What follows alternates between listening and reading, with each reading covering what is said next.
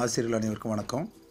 நான் தங்கராஜா, PUMS பாரப்பட்டி, சேலம் மாவட்டம். இது ஒரு EMIS தொடர்பான ஒரு வீடியோ பதிவு. இது நாள் வரைக்கும் நாம் எல்லாருமே ப்ரௌசிங் சென்டர்லேயே போய் EMIS எல்லாம் பதிவு பண்ணிட்டோம். எல்லாம் முடிஞ்சது. மோஸ்ட்லி எல்லா டீச்சர்ஸும் ப்ரௌசிங் சென்டரில் தான் பண்ணாங்க. ஒரு சிலர் பண்ணவங்க வீட்டில் கம்ப்யூட்டர் வச்சு பண்ணாங்க.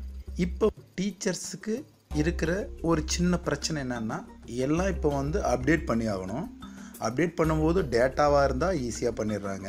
இந்த ஃபோட்டோஸ் அப்டேஷன் பண்ணுறது எப்படி, ஃபோட்டோஸ் எப்படி ரீசைஸ் பண்ணுறது? இப்போ எல்லாருமே வச்சுருக்க மொபைல் எல்லாமே ஹையர் எண்ட் தான், ஆண்ட்ராய்டு மொபைல் தான்.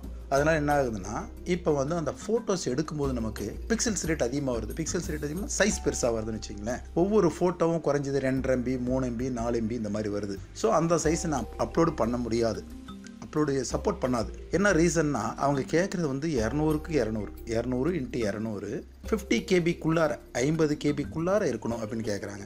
இப்போ எல்லா டீச்சர்ஸும் என்ன பண்ண ஆரம்பிச்சிட்டாங்கன்னா, அந்தந்த கிளாஸ் டீச்சரே இப்போ மொபைல்லையே அப்டேட் பண்ண ஆரம்பிச்சிட்டாங்க. டேட்டாஸ் பூரா ஈஸியாக அப்லோட் ஆகிடுது. ஆனால் ஃபோட்டோ ரீசைஸ் பண்ணுறது அவங்களுக்கு பெரிய பிரச்சனையாக இருக்குது. ஸோ அதுக்கான ஒரு எளிய தீர்வு தான் இந்த வீடியோ. இப்போ பார்த்தீங்கன்னா, இது எப்படி பண்ணுறது மொபைலில் நம்ம அப்படின்னு சொல்லலாம். முதல்ல நம்ம என்ன பண்ணுறோம்னா, ஒரு பையனை ஃபோட்டோ எடுத்துக்குவோம் நிற்க வச்சு.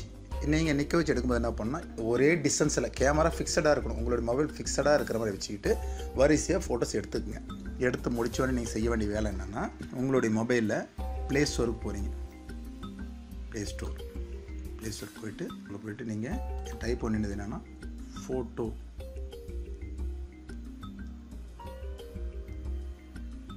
ரீசைஸ்.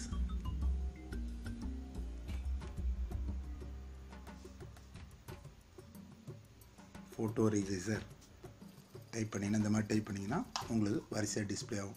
இதில் ஃபஸ்ட் இருக்குது பாருங்கள், இந்த ஃபோட்டோ பிக்சர் ரீசைசர். அதை நீங்கள் இன்ஸ்டால் பண்ணணும் உங்களோட மொபைலில். நான் ஏற்கனவே இன்ஸ்டால் பண்ணியிருக்கேன், நேராக அன்இன்ஸ்டால் ஓப்பன் கட்டுது. நீங்கள் புதுசாக பண்ணும்போது இன்ஸ்டால் பண்ணுன்னு வரும். கிளிக் பண்ண உடனே அக்செப்ட் கேட்கும். அக்செப்ட் பண்ணி இன்ஸ்டால் பண்ணுங்கள். ஃபுல்லாக இன்ஸ்டால் பண்ணி முடிச்சிட்டிங்க. ரைட். இப்போ இன்ஸ்டலேஷன் முடிஞ்சது. இன்ஸ்டலேஷன் முடிஞ்சுதா? இப்போ நீங்கள் அடுத்து பண்ண வேண்டியது என்னென்னா, ஓப்பனுக்கு வரீங்க. ஓப்பன் வந்தோடனே செலக்ட் ஃபோட்டோஸ் கிளிக் பண்ணிங்கன்னா உடனே உங்களுக்கு ஓப்பன் ஆகும்போது என்ன ஆகுன்னா, ரீசன்ட் ஃபோட்டோஸ் எல்லாமே காட்டும். நீங்கள் கடைசியாக எந்தெந்த ஃபோட்டோஸ் எடுத்தீங்களோ அது பூராமே வரும். நீங்கள் இப்போ தான் ரீசெண்டாக பண்ணியிருந்தீங்க, ஒர்க் பண்ணியிருந்தீங்கன்னா அந்த ஃபோட்டோஸ் முன்னாடி நிற்கும். அப்படி இல்லைன்னா நீங்கள் வருத்தப்பட தேவையில்லை. இங்கே பாருங்கள் ஃபோட்டோஸ் இருக்குது. அந்த ஸ்டூடெண்ட்டோட ஃபோட்டோ சாம்பிளுக்காக எடுத்துச்சு ஃபோட்டோ இங்கே இருக்குது. இப்போ அப்படி இல்லைன்ற பட்சத்தில் நீங்கள் இங்கே போய் கிளிக் பண்ணிங்கன்னா உங்களுக்கு பாருங்கள் இமேஜஸ் கிளிக் பண்ணிங்கன்னா ஆட்டோமேட்டிக்காக கேலரிக்கு போயிடும். நம்ம கேலரி ரெகுலராக வியூ பண்ணோம்ல ஃபோட்டோ, அந்த மாதிரி இடத்துக்கு போயிடும். ஸோ நம்ம இமேஜஸ் கிளிக் பண்ணி உள்ளே போகிறோம் கேலரிக்கு. அந்த மாதிரி உங்களுக்கு போய் காட்டுறோம்.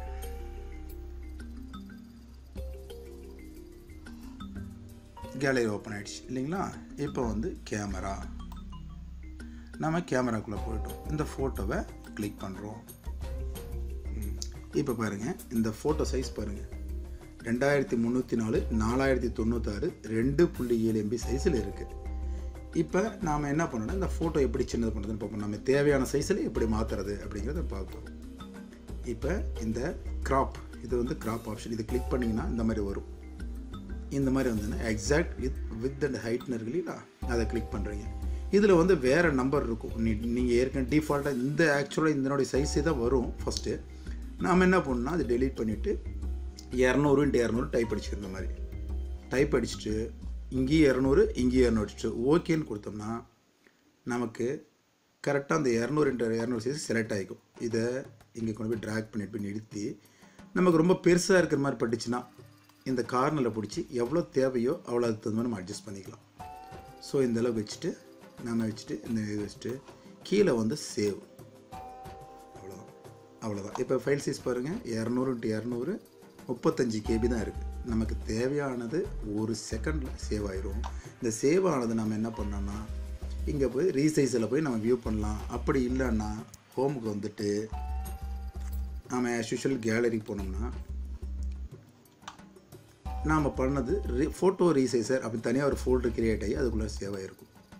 பார்த்தீங்கன்னா பாருங்கள், இந்த ஃபைல் ஓப்பன் கரெக்டாக அந்த ஃபேஸ் நம்ம கட் பண்ண சைஸ் அளவில் இந்த ஃபைல் இருக்குது. அவ்வளோதான். நீங்கள் இனிமேல் இது ஈஸியாக அப்லோட் பண்ணிக்கலாம். இவ்வளோ நேரம் அந்த வீடியோ பார்த்ததுக்கு நன்றி. இது சம்மந்தமாக ஏதாவது சந்தேகம் இருந்தால் கீழே கமெண்ட் செக்ஷனில் கமெண்ட் பண்ணுங்கள். வேறு ஏதாவது சந்தேகம் இருந்தாலும் சொல்லுங்கள். அது தொடர்பான வீடியோ பதிவேற்றம் பண்ணுறதுக்காக முயற்சிக்கிறோம். நன்றி, வணக்கம்.